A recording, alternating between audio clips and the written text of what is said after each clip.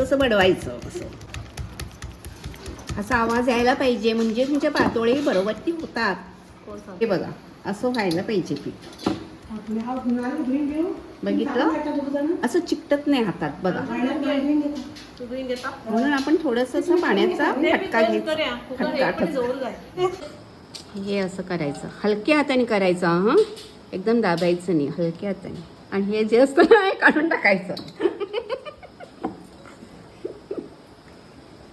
बघा आता हे असं करून, तुम्हाला जास्त गोड पाहिजे तर तुम्ही जास्त घालू शकता. आमच्या इकडे जास्त गोड खपत नाही म्हणून मी थोडंसं घालते.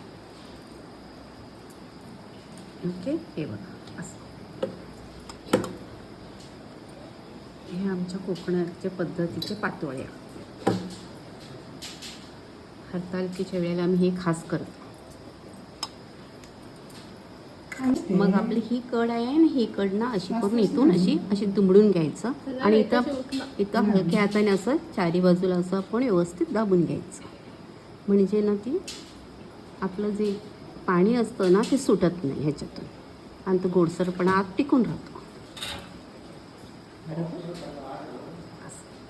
बघा छान झाली ना.